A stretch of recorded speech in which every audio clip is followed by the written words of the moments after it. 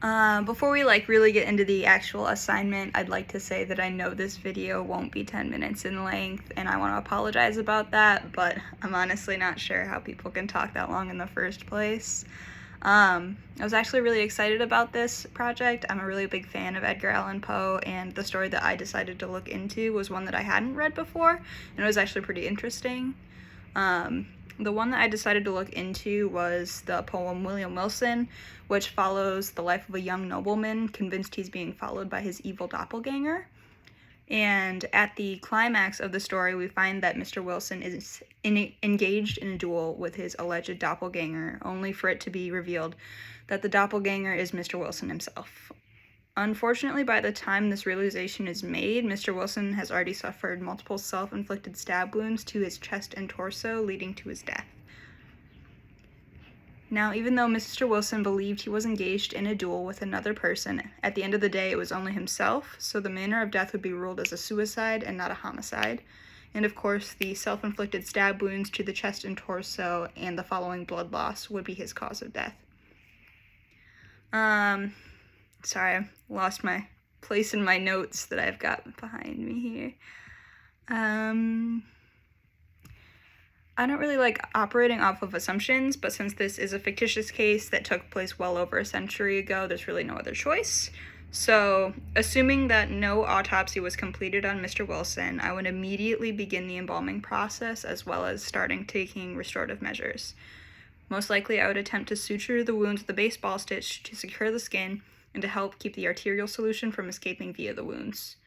Since Mr. Wilson stabbed himself in the chest and torso, we can safely assume that there will be some extensive damage to the vessels and organs of the thoracic cavity, and using our prior knowledge of anatomy, we know that the heart and lungs are probably damaged the heaviest.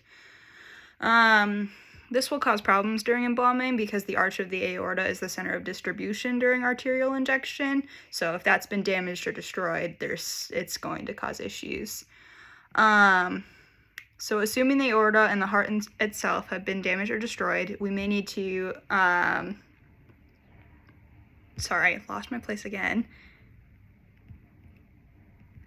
We may have to do a multiple point injection to ensure even distribution of all the arterial solution. I'm not really sure if it's jumping the gun, but I would probably do a 6-point injection of both the carotids, both axillaries, and both femoral arteries with an average strength solution. I don't think that Mr. Wilson would need a higher strength solution because I'm operating under the assumption that there was only a small delay between his death and the start of the embalming process. If there had been a delay, or if there was an autopsy performed, or then I would opt for a higher strength arterial solution to meet his preservative needs.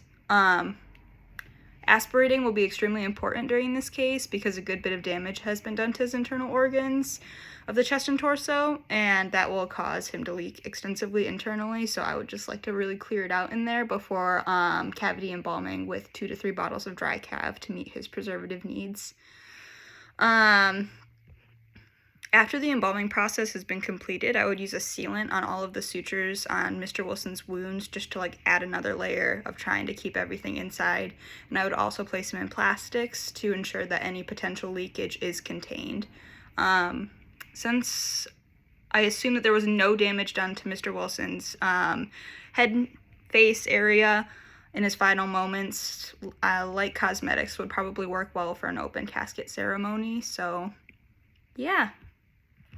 That's what I've got. Sorry, it's not 10 minutes long.